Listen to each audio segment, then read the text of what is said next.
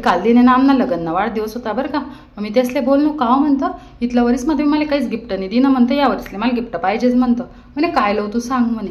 आता मला काय माहिती त्या मन पडावेत मी विचार कट ठेवतो नाही तर मला काय पाहिजे असं. मग मीने सांगितले ना असं गाई मग म्हणतं मला कानासाठी काहीतरी लई या म्हणतं. म्हणे बरं म्हणे संध्याकाळी नक्की लईसू म्हणे. बाई मला इथला आनंद म्हणा आनंद गगन मामा आहे नाही बरं का. मला असं वाटतं आता सोना ना कानातला येतच का चांदी नाही येतच बा. बाई संध्याकाळी बी त्या रोज होता वय नाही इथला आडवपणा.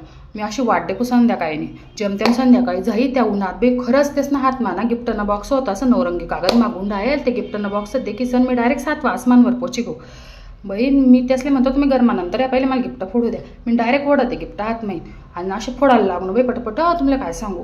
हां आणि ते गिफ्ट देखो मी नाही म्हण डोया गाई त्या 7व्या आसमानवरतून जो पडेल मी दडाड कशी तुम्हाला खोटाने सांगा. हां असं चक्कर येऊ करत मला अशा जमीनवर पडू पडू करू मी ते गिफ्ट देखील सण. हां एखाद्या माणूसने काय लिहायला पाहिजे कानातला म्हणा नाही जास्त बाह्या म्हणा नाही जास्त टॅप्स टुप्स काहीतरी लिहायला पाहिजे का नाही. हां काय लिहूनात त्या कर्णयंत्र मनासाठी.